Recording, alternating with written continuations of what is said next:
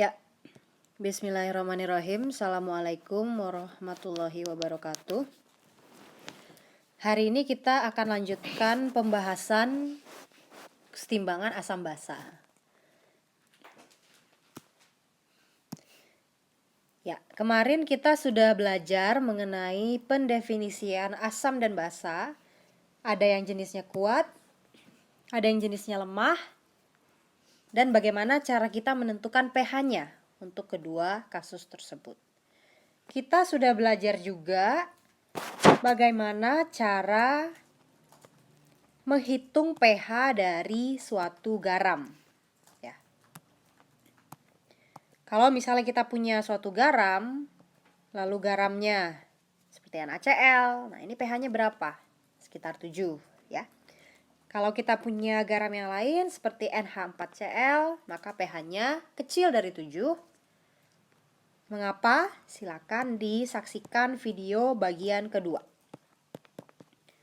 Baik.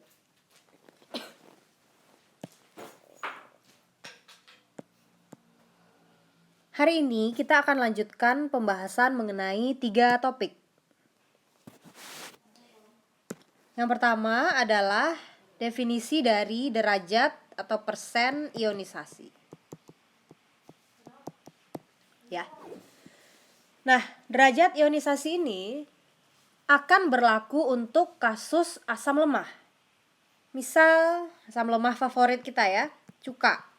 CH3COOH ini akan terurai secara setimbang menjadi CH3CO- plus H+. Ya. Kenapa dia bolak-balik? Kita sudah bahas kemarin ya.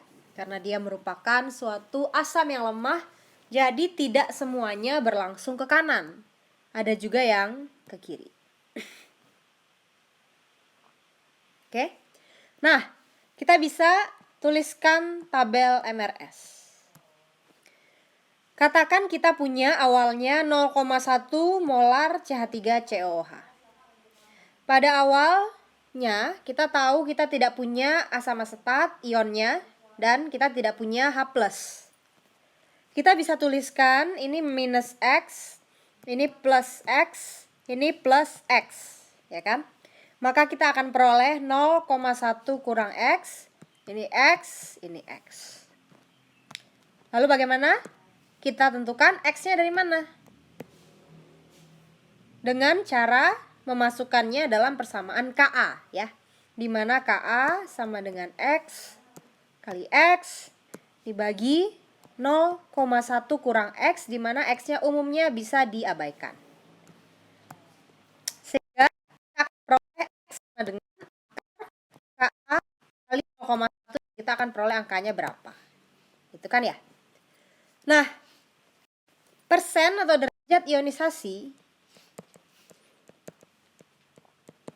cara menghitungnya adalah X dibagi dengan konsentrasi awal, ya, dikali tentu saja 100%. Jadi ini dibagi dengan itu, oke? Kemudian dikali dengan 100%.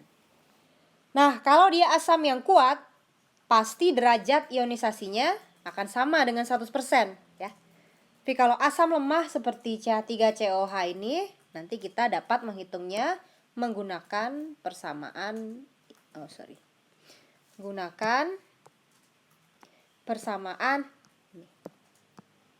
ya. Persen ionisasi sama dengan berapa X yang kita peroleh, lalu kita bagi dengan konsentrasi awal, lalu kita kalikan dengan 100%. Itu adalah pembahasan pertama kita hari ini. Nah, yang kedua, kita akan membahas mengenai sistem buffer. Kamu juga sudah mengenal bahwa buffer adalah sistem penyangga pH, ya. Artinya penyangga pH itu apa? Misalkan kita punya suatu buffer darah, buffer karbonat, ini buffer dalam darah kita. Dia menjaga pH pada rentang 7,34 sampai 7,44. Atau ada juga 7,35 sampai 7,45 kurang lebih ya. Artinya apa? Kalau ke dalam larutan ini kita tambahkan sedikit asam atau kita tambahkan sedikit basa, pH-nya tidak akan berubah secara drastis. Nah, itulah cara kerja atau tugas buffer. Namun demikian, buffer ini memiliki tentu saja kapasitas tertentu ya. Ada rentang konsentrasi nantinya di mana dia masih bisa bertindak sebagai buffer. Dan itulah yang kita sebut sebagai kapasitas buffer. Nanti kita akan bahas. Pertama kita bahas dulu komponen buffer itu apa saja. Komponen buffer. Suatu sistem akan menjadi buffer kalau kita punya sesuatu yang lemah, oke, plus konjugasinya. Gasinya. Barulah nanti dia akan menjadi suatu sistem buffer. Contoh.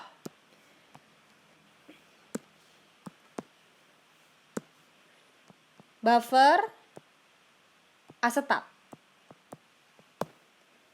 Kita tahu reaksi kesetimbangan asam asetat. Balik lagi ke yang tadi ya.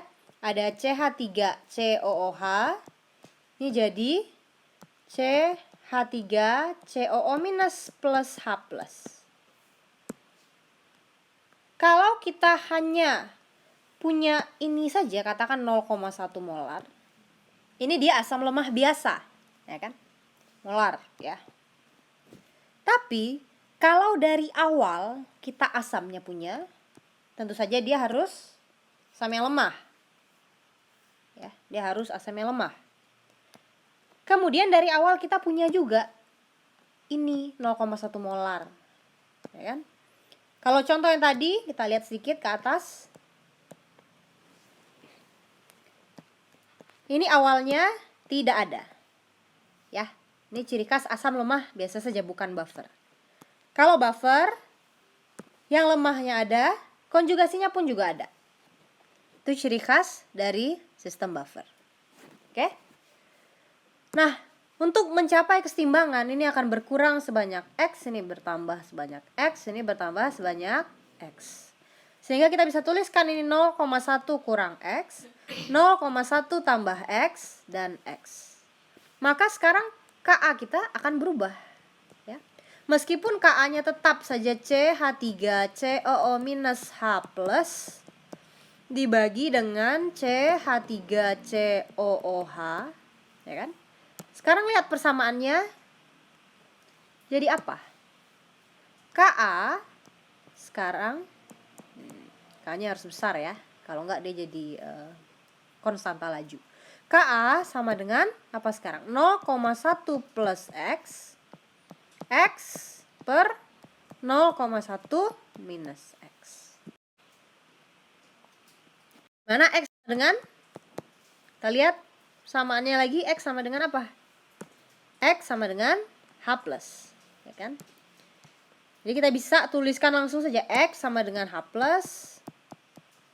Artinya H plus sama dengan Ka kali 0,1 kurang X per 0,1 plus X. Coba lihat dulu. Nah, seperti biasa, X itu bagaimana? Kecil. Ya kan? Sehingga bisa diabaikan ke sini, bisa juga diabaikan ke situ. Umumnya demikian. Ya. Maka kita akan peroleh H plus sama dengan Ka kali 0,1 per 0,1. Maka kita bisa buat formula umumnya. Ya kan? 0,1 kurang X ini siapa tadi? Ya. Asam. Ini adalah basa konjugasinya. 0,1 kurang X adalah asamnya. 0,1 plus X adalah basa konjugasinya. Maka kita bisa tulis secara umum ya. pH akan sama dengan pKa kurang log yang atas tadi 0,1 kurang X. Itu siapa? Asam konjugasi, ya. pH sama dengan pKa kurang log konsentrasi dari asam lemah, gitu kan, dibagi dengan basa konjugasinya. Atau ada juga orang yang menuliskan bentuk tambahnya, ya. Jadi pH sama dengan pKa plus log basa konjugasi per asam lemahnya. Nah, kalau volumenya diketahui, tentu saja konsentrasi bisa kita convert juga menjadi mol. Ya, jadi boleh mol, boleh juga konsentrasi. Nah, umumnya buffer, kalau kita punya suatu sistem reaksi, ya, misalnya Ha menjadi H plus A minus. Ini kita ingin buat suatu buffer nih dari sini. Seperti yang saya katakan tadi, dia mampu menyangga pH, tapi pada rentang tertentu saja. Ini kita bisa ketahui dari nilai pKa-nya. Biasanya, pH yang bisa disangga itu adalah pH sama dengan pKa plus minus 1. Dalam rentang ini, nanti barulah dia gimana? Akan sanggup menjadi buffer. Kalau kita punya suatu asam yang pKa-nya katakan bernilai 6, maka buffer yang kita buat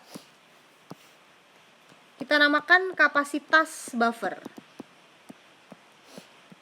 Kapasitas buffer ini adalah dari 5, ya kan, sampai 7, yaitu 6 minus 1 dan 6 plus 1. Kita tidak akan bisa membuat buffer contohnya pH 10 dari sini, tidak bisa, ya kan, atau pH yang lain, pH berapa yang terlalu rendah, 3 misalnya, itu juga tidak bisa, akan terlalu rendah. Itu artinya sistem ini di luar kapasitas buffer tersebut, ya.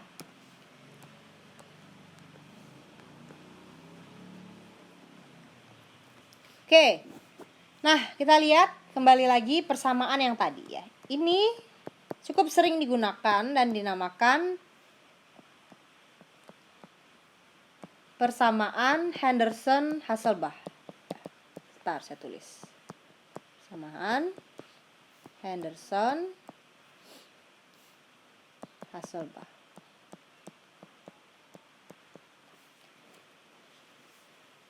Oke. Nah, tadi disampaikan bahwa buffer akan mampu menyangga pH. Jadi pH-nya itu akan tidak berubah drastis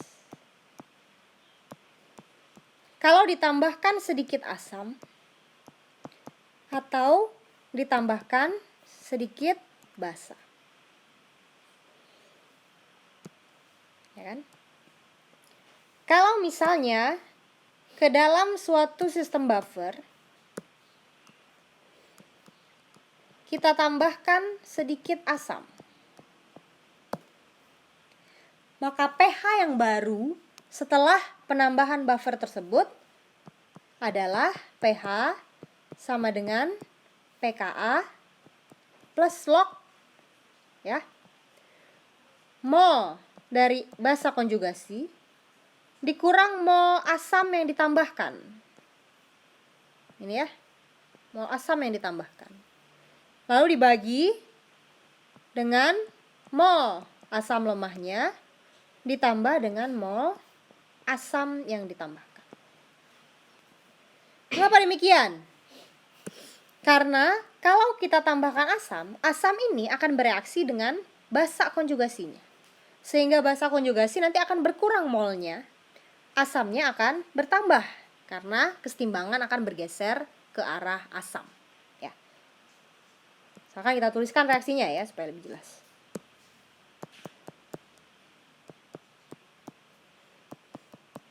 Kalau kita tambahkan sedikit asam, ya kan? Maka kesetimbangan akan bergeser ke situ. Ini akan berkurang, ini akan bertambah. Maka persamaannya nanti akan jadi begitu, ya. pH yang baru yang ini itu akan sama dengan pKa plus log mol basa konjugasi kurang mol asam bagi mol asam tambah mol asam lemahnya ya ditambah dengan mol asam yang ditambahkan. Sekarang sebaliknya.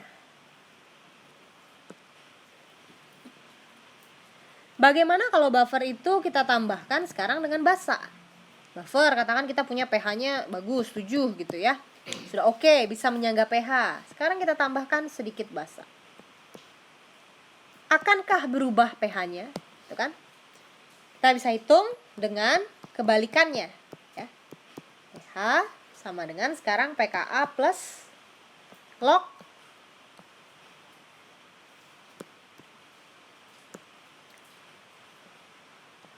mol basa konjugasi sekarang akan bertambah dengan mol basa. Ya, kalau kita berikan ini kode B. Sedangkan asamnya akan berkurang karena dia akan bereaksi dengan basa tersebut. Ya, ini ada di slide. Silakan dilihat versi yang rapi. Yang ingin saya sampaikan, kalau buffer itu kita tambahkan asam, dia jadi begini. pH yang baru akan sama dengan pKa plus log mol asam lemah yang ditambahkan. Kemudian mol basa konjugasi dikurang mol asam yang ditambahkan dibagi dengan mol asam lemah kita gitu ya, ditambah dengan mol asam yang ditambahkan. Jadi sifatnya mol semua di sini ya. Kenapa mol bukan molar? Nah, coba kenapa? Karena kalau kita tambahkan suatu asam ya, yang ada adalah kita mengubah volume, betul? Sehingga molar akan berubah, akan terjadi pengenceran meskipun sedikit ya. Sehingga lebih baik kalau kita sudah bicara masalah campur-campur atau tambah-tambah suatu sistem larutan, tambahin sistem larutan yang lain, yang paling aman kita bekerja dengan mol. Oke. Nah, ini kalau ditambahkan asam, kalau ditambahkan basa bagaimana? Kebalikan ya. Kalau tadi perhatikan, asam ini kurang ini, itu tambah itu. Ya kan? Sekarang kebalikannya. Yang atas sekarang ditambahkan, yang bawah dikurangkan ya. Silahkan cek slide.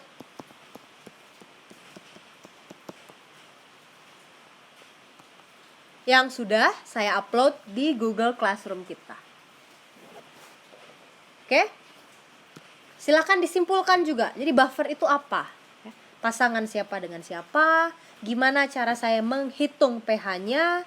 Bagaimana cara saya membuktikan bahwa ini adalah suatu larutan yang cocok saya gunakan? Misalkan saya ingin membuat buffer pH 6.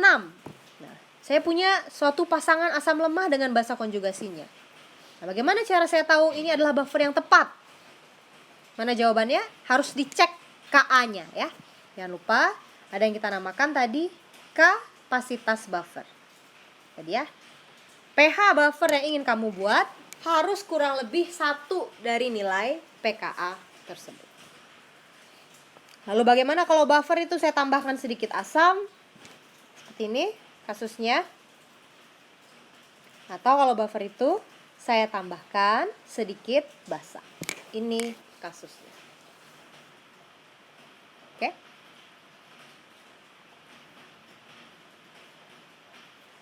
Baik, yang terakhir singkat saja, saya akan bahas mengenai asam poliprotik.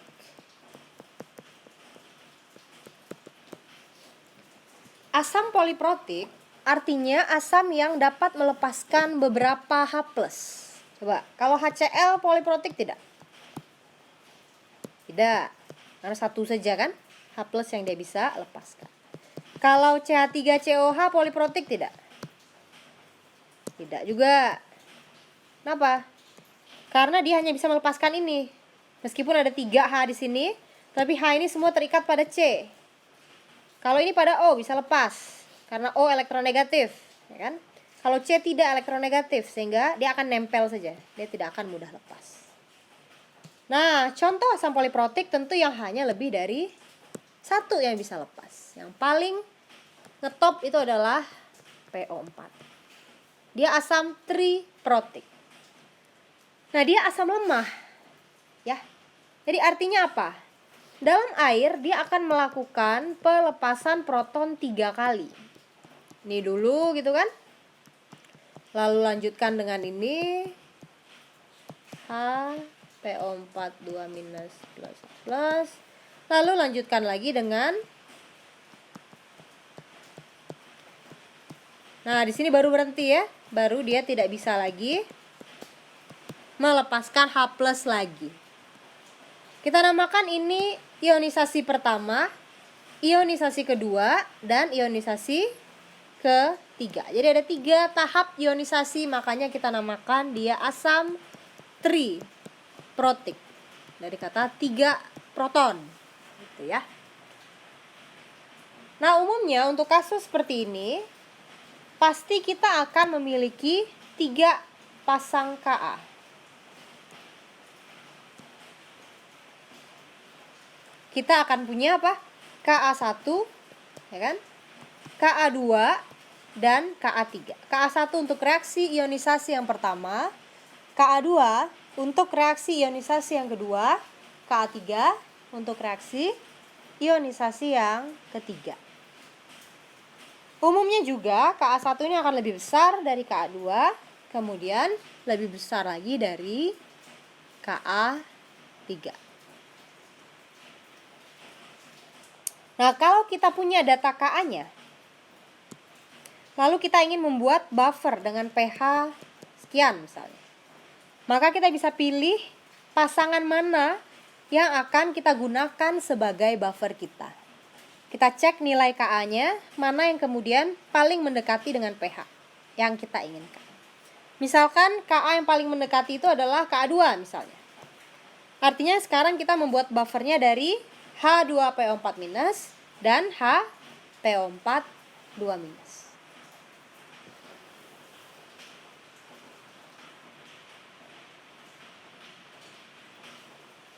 Dalam slide ada beberapa contoh perhitungan untuk kasus asam atau basa yang poliprotik. Umumnya asam ya. Umumnya asam yang poliprotik.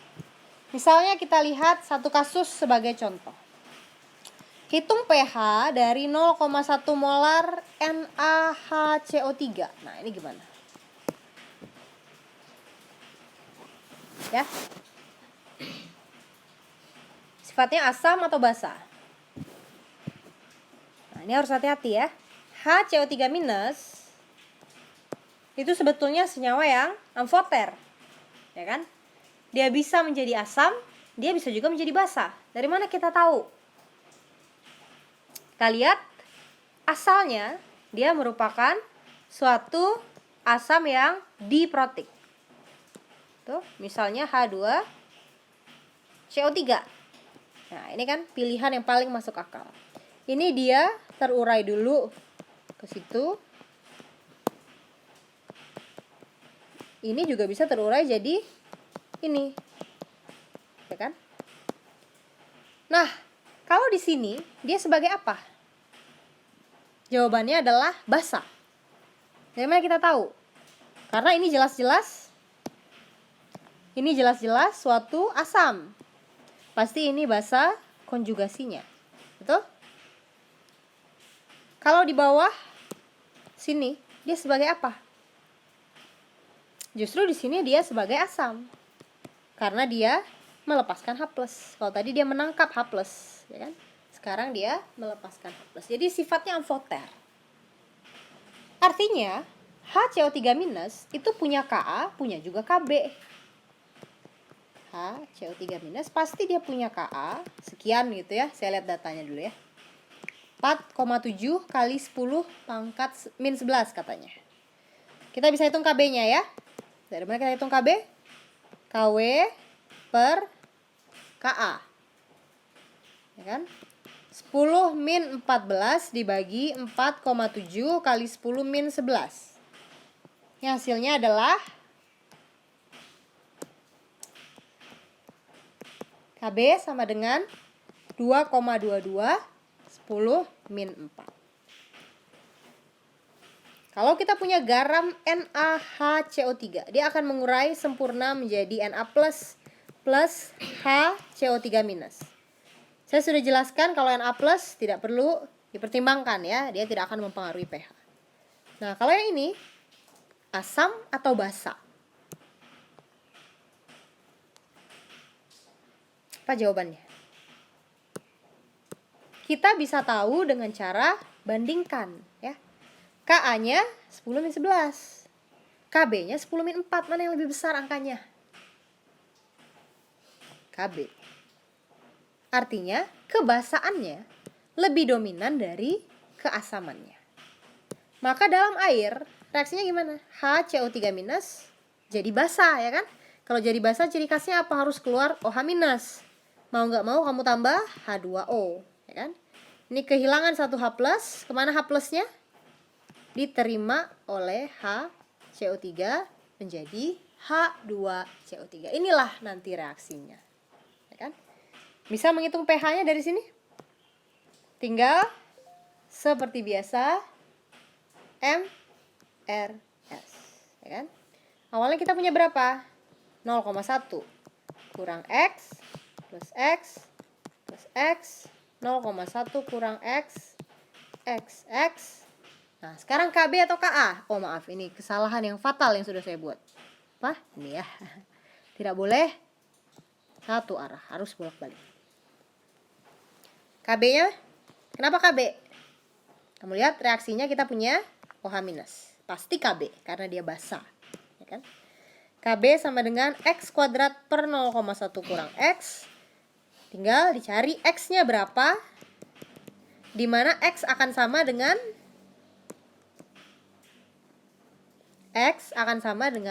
OH-. Ya kan? Dari sini kamu ketemu apa? POH sama dengan min log OH-, maka POH sama dengan min log X. Kalau yang ditanya pH bagaimana? Tinggal angka yang kamu peroleh di sini kamu ambil, lalu 14 kurang angka tersebut, ketemulah berapa nanti pH-nya. Pasti ya. Pasti pH-nya kecil atau besar dari 7? pH-nya pasti besar dari 7 ya, karena kita sudah definisikan dari awal sifatnya adalah suatu basa. Oke. Demikian video